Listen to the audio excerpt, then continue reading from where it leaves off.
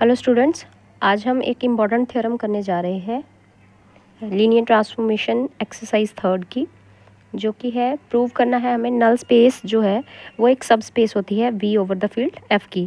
पिछली वीडियो में हमने रेंज स्पेस को सब स्पेस प्रूव किया था W over the field F का। इस वीडियो में हम नल स्पेस को प्रूव करेंगे subspace V over the field F का। तो सबसे पहले मैं नल स्पेस बता दूं आपको कि नल स्पेस है क्या। तो नल स्पेस है हमारा, अगर हमारी ट्रांसफॉर्मेशन हो रही है V से लेके W में, V भी एक वेक्टर स्पेस है और W भी एक वेक्टर स्पेस है, और V से हम F में ट्रांसफॉर्मेशन कर रहे हैं, तो V और ये है W और यहाँ से ट्रांसफॉर्मेशन हो रही है, तो V1 V2 V3 ये 0 है, यहाँ पे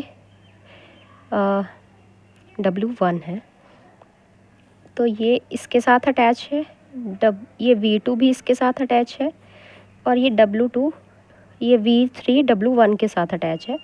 तो नल स्पेस ऑफ T का मतलब क्या है?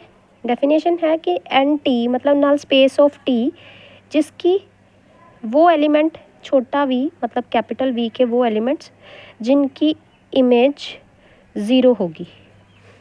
सिंपल सी बात है कि V के वो एलिमेंट्स जिनकी इमेज क्या होगी, 0 होगी। तो यहाँ पे खुद देखिए, जैसे कि V1 की इमेज भी क्या आ रही है 0, V2 की इमेज भी क्या आ रही है 0, therefore null space of T में वो एलिमेंट्स आएंगे जिनकी इमेज क्या होगी, 0 होगी। तो इसका मतलब नल स्पेस मेरी खुद किस में से आ रही है, कैपिटल V में से। तो null space is subset of capital V।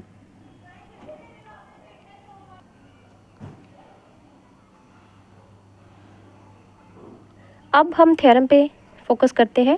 जैसा कि V over the field F and W over the field F दोनों ही वेक्टर स्पेस है और T ट्रांसफॉर्मेशन हो रही है V से W में, और मुझे प्रूव क्या करना है, NT इज सब स्पेस। NT का मतलब नल स्पेस का सेट जो है उसको क्या प्रूव करना है मुझे, टू प्रूव, TP मतलब टू प्रूव NT इज सब space of V over the field F।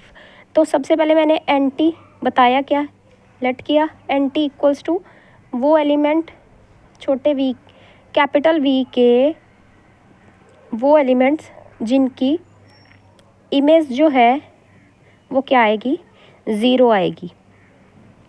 तो किसी को भी सब स्पेस अगर प्रूव करना हो तो उसके लिए हमें क्या करना पड़ता है कि अगर मुझे S को प्रूव करना है, S इज सब स्पेस इफ़, अगर मैं U और V दो एलिमेंट लूँगी S में से और दो एलिमेंट अल्फ़ा बीटा लूँगी फील्ड में से, और अगर इनका कॉम्बिनेशन ये भी किसको बिलोंग कर जाए, S को बिलोंग कर जाए, देन हम बोलेंगे S इज़ अ सब स्पेस। इसी तरह से क्योंकि अब NT को प्रूव करना है सब स्पेस, तो मैं NT में से दो एलिमेंट्स लूँगी, that is V1 and V2।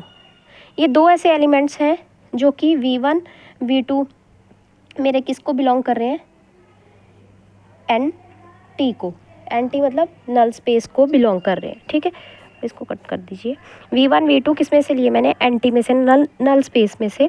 तो ये नल स्पेस में है, देयरफॉर इनकी इमेज ऑब्वियसली क्या होगी, 0, क्योंकि मैंने डेफिनेशन ही बताई है, नल स्पेस वो एलिमेंट्स हैं कैपिटल V के जिनकी इमेजेस क्या होंगी, पक्का 0 होंगी।